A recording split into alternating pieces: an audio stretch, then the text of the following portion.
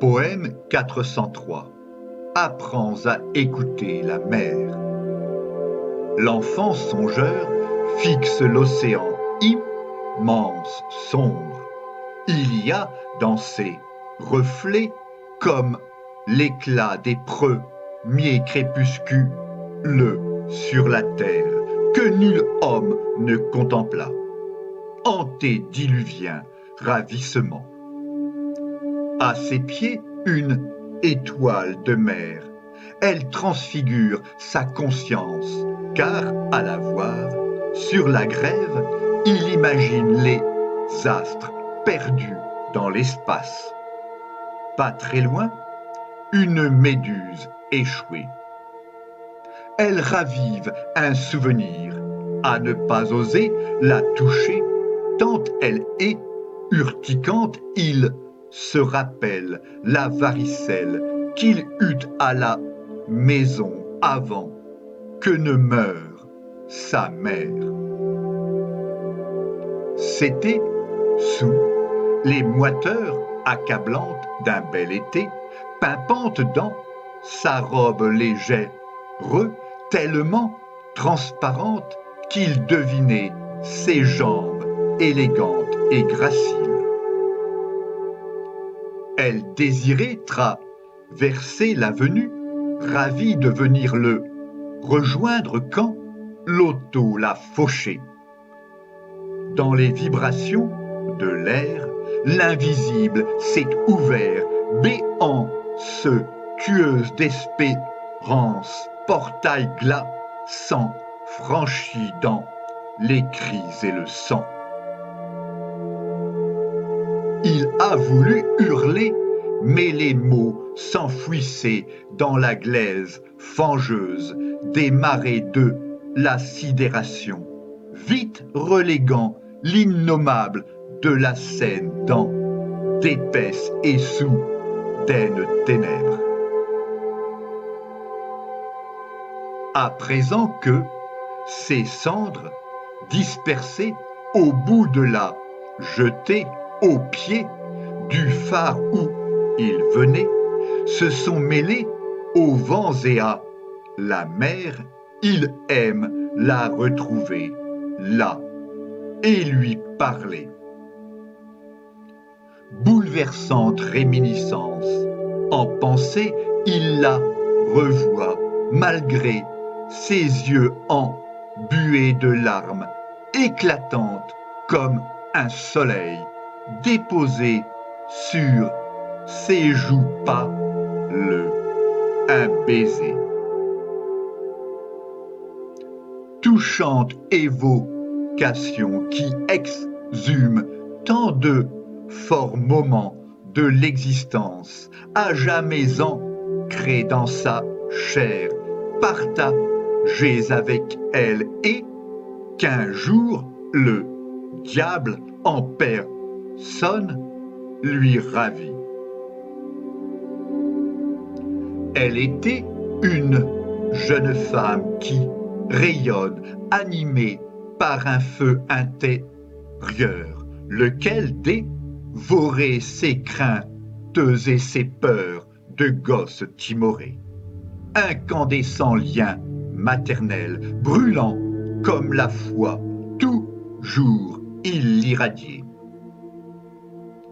Tandis que des mouettes criardes survolent le rivage, c'est la résurgence de ces poignants bonheurs qu'il revit, intime film projeté à l'envers, son esprit remonte le temps. Au-dessus de la table où il dit ne que de, il y a un éclairage dispensateur d'une douce lueur dans la nuit naissante.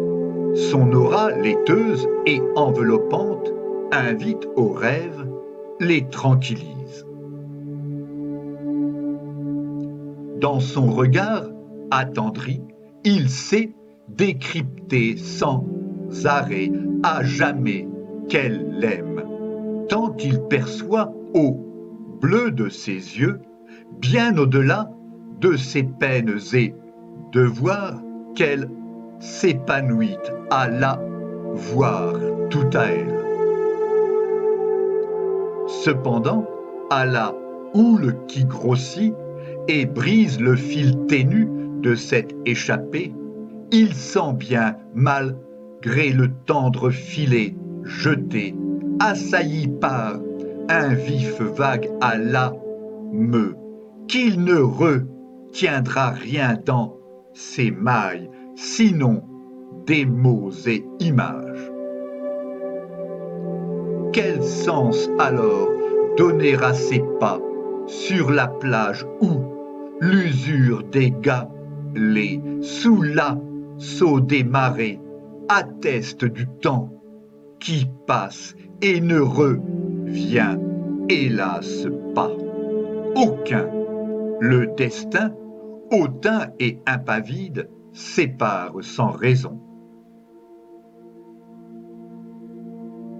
Orphelin désormais, au milieu des gens en guerre contre eux-mêmes et les autres, il ne distingue aucun sentier, plongé dans le noir, sans elle pour le guider.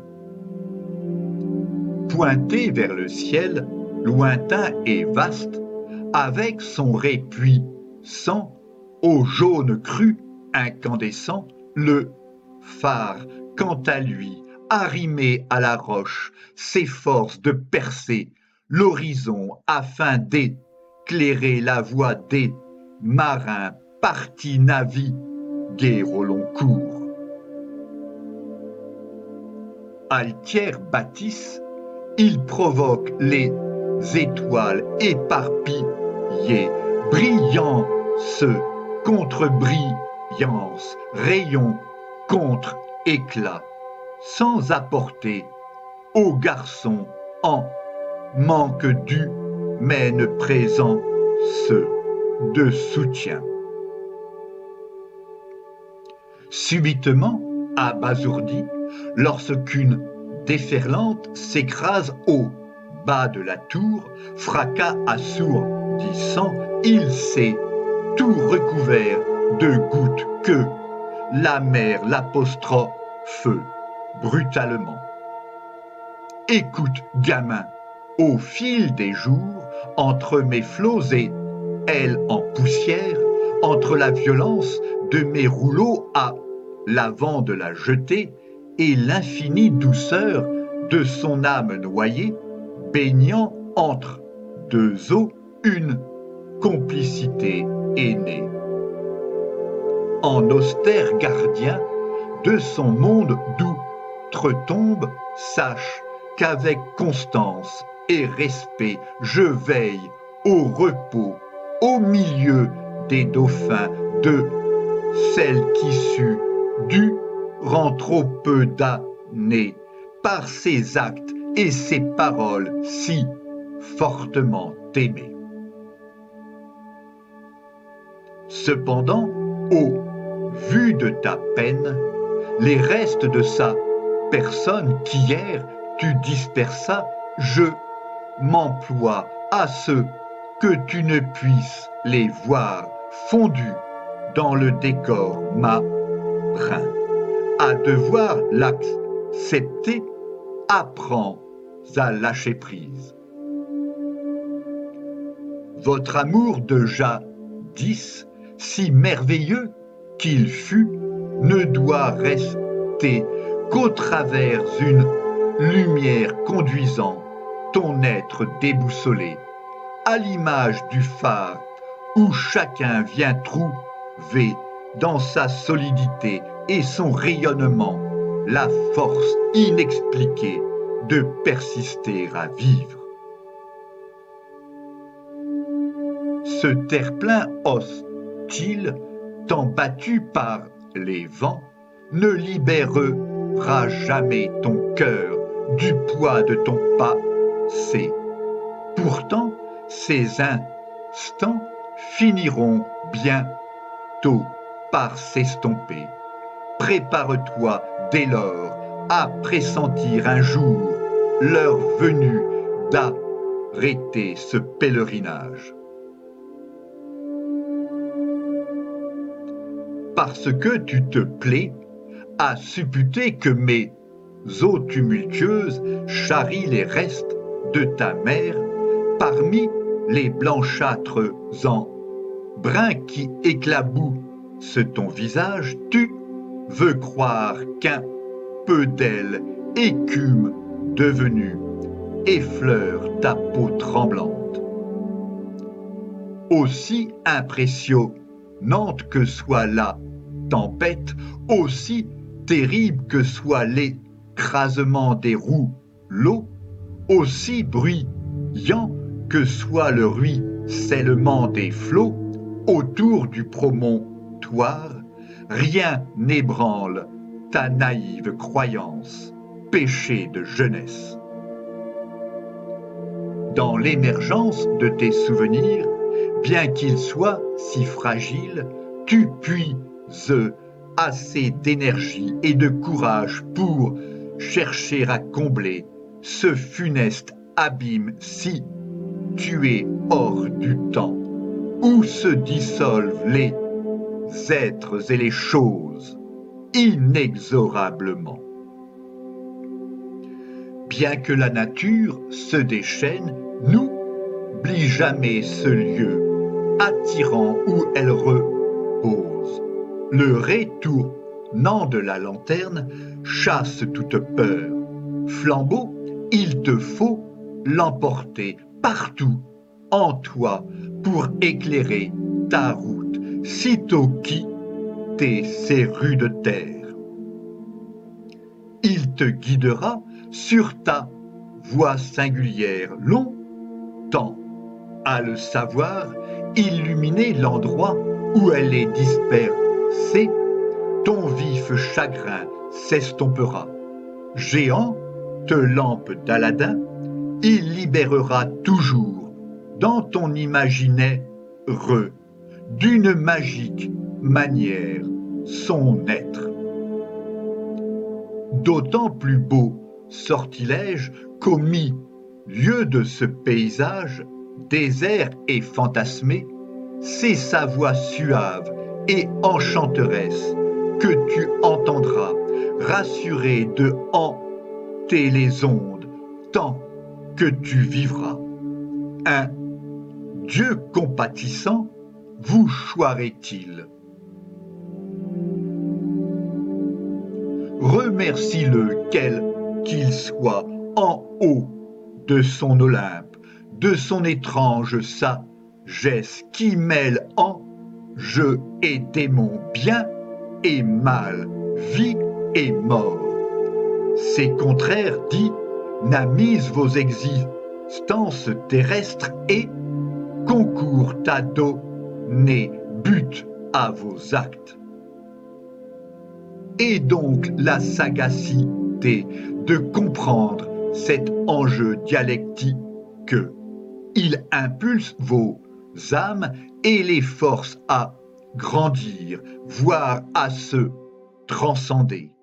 Plonge tes mains dans les vagues, c'est là que flotte invisible ta mère transmuée en un jeu d'atomes. Voilà ce que nous sommes, des éléments de l'univers qui renaissent toujours de la matière morte. Ailleurs, un jour, recomposez-en de nouvelles structures. Crois-moi, elle est bien là, mais sous une autre forme que celle que tu connus. Ne t'en plains pas aux cieux qui restent indifférents. C'est conforme à la nécessité que le firmament soit aveugle et sourd à tes pleurs comme à tes doléances. Malgré le froid piquant de cette soirée d'automne, fais preuve d'humilité. Ne doute pas qu'elle vive autrement par-delà ces prévenances qui hantent ta mémoire. Elle est éternité, de par ses cendres cachées dans les courants. Elle est l'inaltérable qui danse à ma surface, emportée par la houle jusqu'auprès de toi. À faire tien cet axiome, rien ne meurt, tout renaît, tu sais, seras enfin d'être désemparé. À sentir qu'elle demeure, troque ton désarroi d'enfant contre cette paix de l'homme qui voit l'immortel dans les choses fugitives et les êtres fugaces. C'est dans l'acceptation de la pérennité de ce qui est au monde, par-delà ses apparences trompeuses et passagères, que ton esprit trouvera enfin un sens légitime au mirage d'ici-bas. À y rallier ton cœur, il orientera ta marche. Avant de regagner la ville, une dernière fois, écoute avec attention, à travers mes propos, sa voix avenante et posée. Elle t'amène à discerner combien il est vain de vouloir revenir en ces lieux isolés. Exauce son cher vœu et mûrit. Alors, au-dessus de cet abysse qui prétend vous séparer, à entendre ces évanescentes paroles, t'inciter avec constance à t'autonomiser, tu devineras brusquement l'âpre et long chemin qui te changera en adulte sans elle.